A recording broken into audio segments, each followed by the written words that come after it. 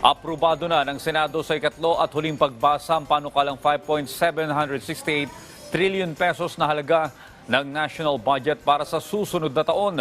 Naaprubahan ang pondo sa second at third reading sa magkaparehong araw matapos sertipikahang urgent ni Pangulong Ferdinand R. Marcos Jr. Si Daniel Manalastas sa detalye.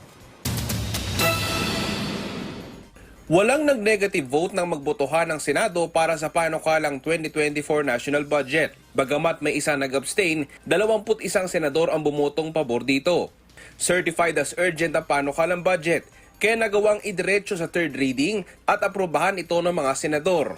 Sabi ni Senate Committee on Finance Chairperson Senator Sani Angara, karamihan sa mga senador may iminungkahing pagbabago sa budget at napakinggan naman ito at sinubukang mapaunlakan.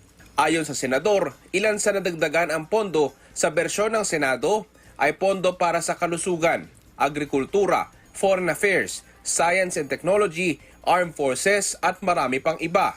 More funds were included in the budgets of the Philippine Army, Air Force, Navy, and the GHQ or General Headquarters to purchase much-needed equipment, set up the needed infrastructure, and conduct the necessary capability enhancements and trainings, as well as the Philippine Coast Guard.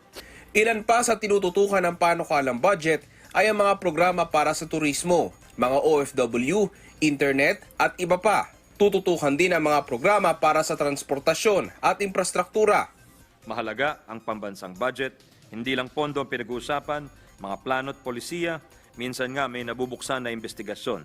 Sa mahahabang debate, nililinaw natin kung ano nga ba ang mga hakbang na nais tahakin ng gobyerno patungo sa kaunlaran at kasaganahan. Sa ganitong paraan, Mr. President, pinapalooban natin sa budget ang pangarap natin bilang isang bansa. Nakatakda namang sumalang na sa Bicameral Conference Committee ang panukalang budget at dito nakasama ng Senado ang mga kongresista para plansyahin ang mga pagkakaibang probisyon sa panukalang pondo.